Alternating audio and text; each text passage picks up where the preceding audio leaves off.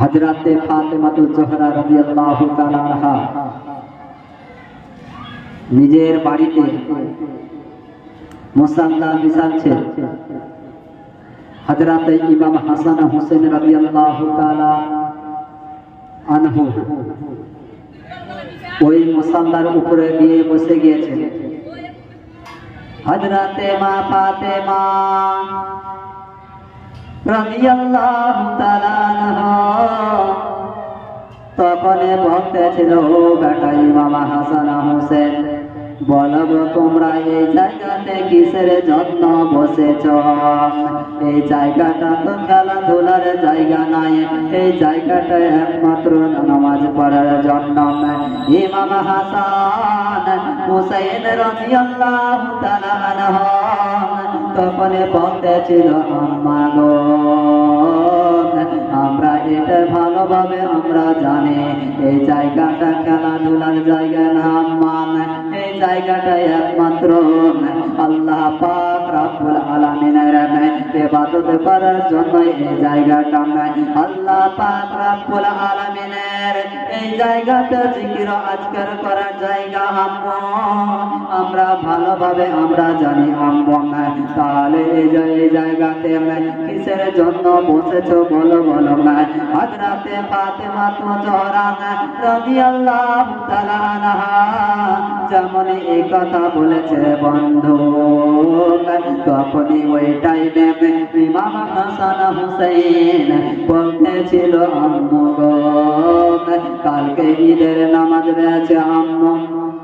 প্রত্যেক ব্যক্তি নতুন পোশাক পরিধান করে ঈদের ময়দানে যাবে। আমরা কি এত দুঃখিত রয়েছি আম্মু, কালকে আমরা কি পোশাক কি আমরা ছিঁড়ে ছিঁড়ে আমরা কিনে যাব? হযরতে ফাতেমাতুজ জোহরা রাদিয়াল্লাহু তাআলা আনহা তখন বলতেছিল, বাবা দানা, তোমরা এই কথা বলিও না, আমি তোমাদেরকে কথা দিলাম কালকে তোমাদেরকে আমি নতুন পোশাক আমি দিব। হযরতে ইমাম হাসান হুসাইন রাদিয়াল্লাহু তাআলা আনহু বলতেছিলেন, ও বেটা ইমাম হাসান হুসাইন, শোনো, আমি তোমাদেরকে কালকে নতুন পোশাক তোমাদেরকে আমি দিব, আমি কথা দিলাম। ইমাম হাসান হোসেন তখন বলতেছিল, আম্মু, এমন সৌন্দর্য রয়েছে যে আমাদের এত তাড়াতাড়ি আমাদেরকে পোশাক দেবে? যেমন বাবা গো, যেমন এই কথা বলেছেন, ইমাম হাসান হোসেন ওখান থেকে চলে গিয়েছেন। ফাতেমাতুজ জোহরা রাদিয়াল্লাহু তাআলা আনহা আবার ওই জায়গাতে সেজদায় পড়ে পড়ে বলতেছে, আল্লাহ গো, আমার ছোট আমার সন্তানগুলোকে আমি কথা দিয়েছি আল্লাহ এই পোশাকের জন্য কাল ঈদের নামাজ আছে। তখনই বাবা গো, তখন আল্লাহ পাক রব্বুল আলামিন তখনই বলতেছিল, জিবরাইল যাও, তুমি চলে যাও, ফাতেমাতুজ জোহরা রাদিয়াল্লাহু তাআলা আনহা সেজদায় পড়ে পড়ে আমাকে ডাক দিতেছেন, যাও গো যাও জিবরাইল, ফাতেমার বাড়িতে তুমি যাও, জান্নাত থেকে তুমি দুইখানা পোশাক নিয়ে যাও। জিবরাইল বলতেছিল, আল্লাহ, আমি জান্নাতে যাব, আল্লাহ, আমি যে পোশাক আমি নিয়ে যাব, ফাতেমার বাড়িতে আমি যাব, আল্লাহ, আপনি তো আমাকে অনুমতি দিলেন, আমি অবশ্যই অবশ্যই আমি ফাতেমার বাড়িতে যাব। হযরতে জিবরাইল রাদিয়াল্লাহু হযরতে জিবরাইল তখন ওই জান্নাত থেকে দুইখানা পোশাক নিয়ে আসলেন ফাতেমার বাড়িতে। ফাতেমার দরওয়াজাতে এসে আওয়াজ দিতে আরম্ভ করলেন, হযরতে ফাতেমাতুজ জোহরা রাদিয়াল্লাহু তাআলা আনহা এমন একটি জায়গাতে রয়েছেন। তখন বলতেছিল, কে আছো? তখন বলতে জিবরাইল বলতেছিলেন আমি হযরত ইমাম হাসান হুসাইনের আমি দরজে রয়ে আছি উনাদের আমি পোশাক আমি নিয়ে এসেছি ফাতেমা তো জোহরা রাদিয়াল্লাহু তাআলা আনহা তখনই ওই জায়গাতে দরওয়াজা খুললেন আবার ওই জায়গাতে আবার ওই পোশাকটা নিয়ে গেলেন তখন বলতেছিল ফাতেমা তুমি ওই জায়গাতে ইমাম হাসান হোসেনকে তুমি পোশাক দুটো দিয়ে দেবেন বাবা গণ যেমন এই কথা বলা হয়েছে তখন জিবরিল আমিন ফাতেমার বাড়ি থেকে আবার ফিরে চলে গেলেন আমার আপনার নামে দোজাহানের বাদশা নবী তখন বলতেছিল আমি আমার বেটি ফাতেমা তো জোহরা রাদিয়াল্লাহু তাআলা আনহার বাড়িতে আমি যে দেখব আমার নাতি ইমাম হাসান হুসাইনকে পোশাক নিয়ে দিয়েছে কিনা আমি ওই জায়গাতে একটু আমি যে দেখিব আমার নবী আপনার নবী দোজাহানের বাদশা নবী তখনই ফাতেমার বাড়িতে যে প্রবেশ করলেন বলতেছিল বেটি ফাতেমা তুমি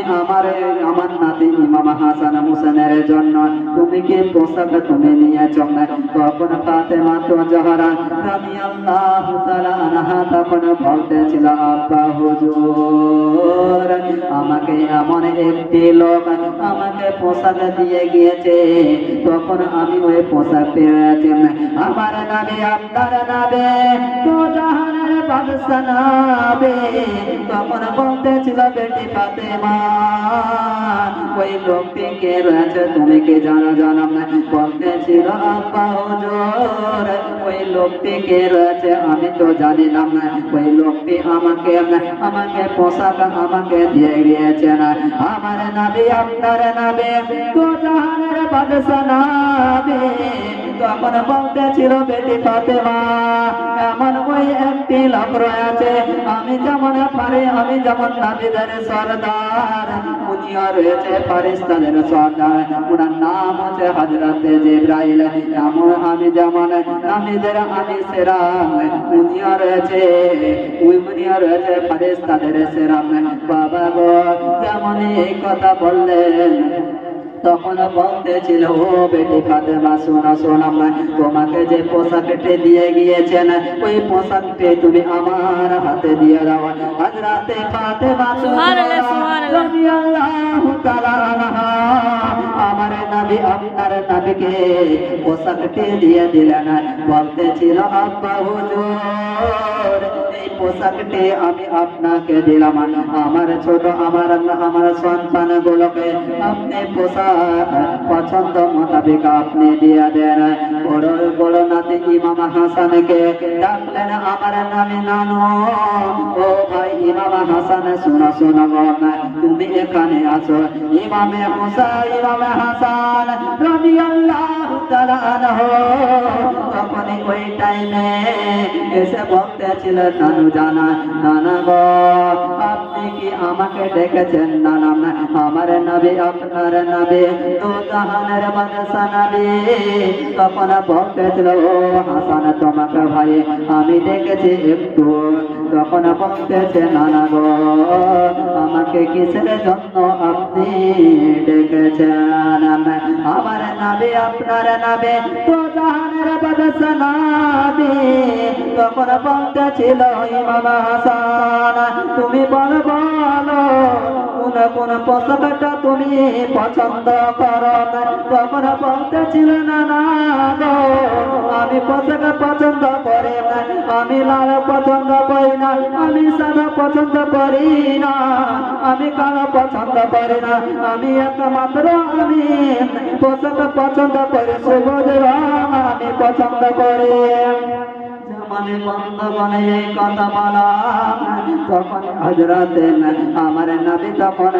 এই জায়গাতে তখন ওদিকে আল্লাহ পাক রব্বুল আলামিন আবার জিবরাইলকে বলল জিবরাইল যাও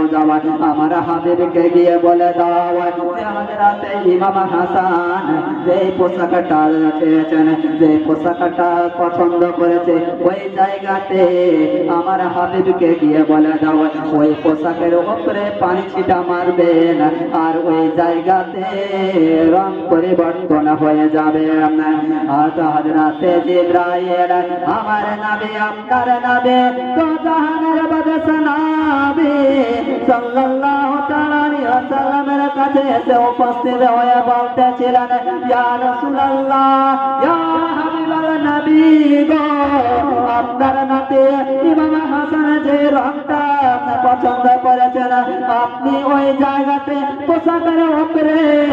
আপনি ওই জায়গাতে পানির ছিটা মেরে দিবেন।